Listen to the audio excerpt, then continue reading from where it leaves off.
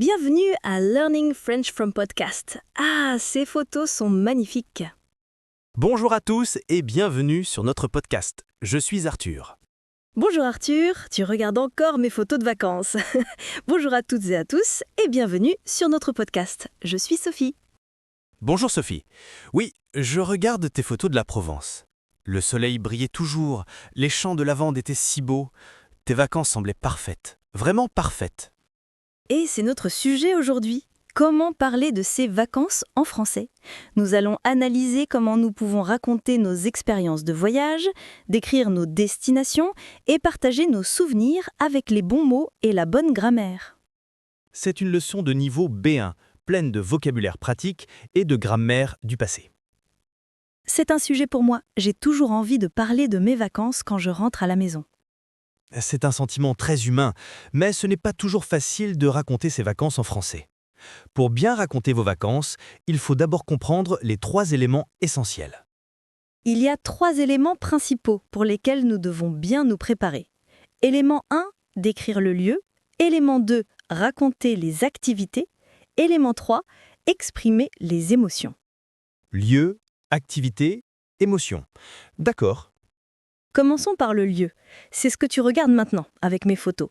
Décrire le lieu, c'est créer une image dans la tête de votre interlocuteur. On utilise l'imparfait pour ça. On décrit l'atmosphère, le décor, l'ambiance générale. Mais tes vacances en Provence étaient vraiment super. Je me souviens que je t'ai dit, avant de partir, que j'avais peur de la chaleur. Je t'ai dit aussi que l'hôtel était loin du centre-ville et que je n'aimais pas ça. Ah, oui c'est vrai, tu m'as dit ça. Tu avais peur d'avoir trop chaud pendant les randonnées. Tu vois, ton cerveau se concentre sur les belles photos. C'est normal.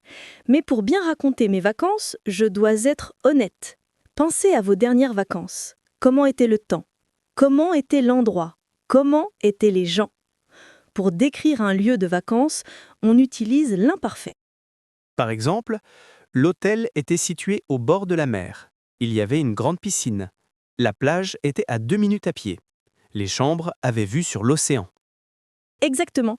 L'hôtel était, il y avait, la plage était, les chambres avaient. Tout est à l'imparfait parce que c'est une description, un décor. Mon dernier voyage, c'était en Bretagne. Le temps changeait tout le temps. Il pleuvait le matin, puis le soleil apparaissait l'après-midi. Les falaises étaient impressionnantes. Les petits villages bretons avaient beaucoup de charme. Et tu vois comment Arthur utilise l'imparfait? Le temps changeait, il pleuvait, les falaises étaient, les villages avaient. C'est parfait pour décrire l'atmosphère. Drill rapide pour nos auditeurs. Transformez cette phrase au passé avec l'imparfait.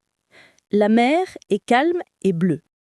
La réponse, la mer était calme et bleue. Simple, mais essentiel. Autre drill, il fait beau et chaud. Il faisait beau et chaud. Vous voyez, c'est la base pour décrire vos vacances.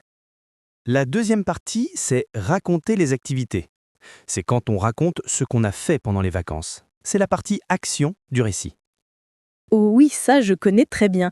Pendant mes vacances en Provence, j'ai visité 3 villages perchés, j'ai goûté la tapenade pour la première fois, j'ai acheté de la lavande au marché local.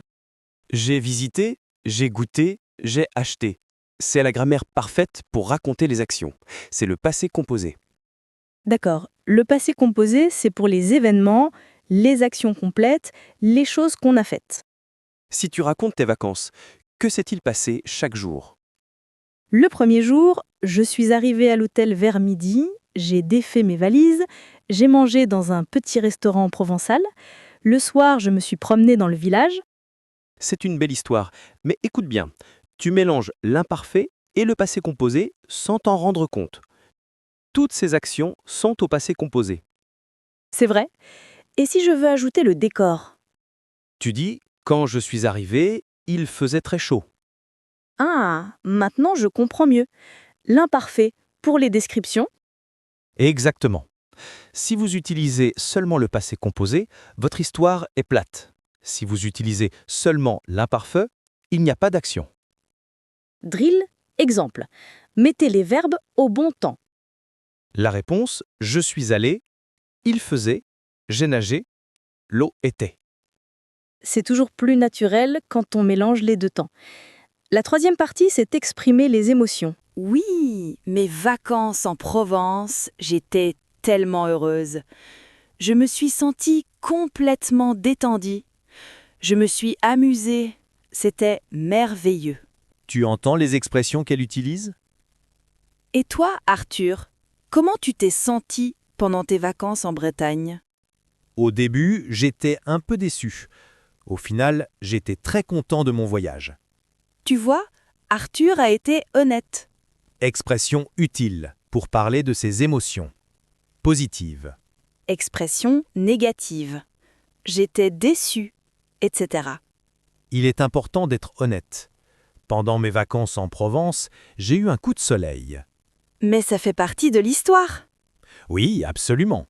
Maintenant, parlons de la structure. Nous avons analysé les 3 éléments. Maintenant, passons à la structure. Structure 1. Introduction. Exemple, cet été, je suis parti. Structure 2. Contexte. Exemple, il faisait très chaud. Structure 3. Événement. Exemple, nous avons visité. Structure 4. Émotion. Exemple, je me suis senti. Structure 5. Conclusion. Exemple, c'était des vacances extraordinaires. Voici mon récit complet. Vacances en Provence. Parfait, Sophie, tu as suivi toute la structure. À mon tour, récit des vacances en Bretagne. Excellent, Arthur. Votre mission finale. Racontez-nous vos vacances. On a hâte de lire vos histoires. Si vous avez aimé cet épisode, laissez-nous un like et partagez-le avec vos amis qui apprennent le français. Vous pouvez aussi nous suivre sur nos réseaux sociaux pour du contenu quotidien et des exercices supplémentaires. Et si vous avez des suggestions de thèmes pour nos prochains épisodes, écrivez-les dans les commentaires. Merci beaucoup pour votre écoute et votre attention. Merci à tous. À la semaine prochaine pour un nouvel épisode. N'oubliez pas, raconter ses vacances en français, c'est facile quand on a la bonne structure et les bons temps.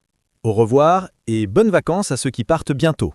À très bientôt sur Learning French from Podcast.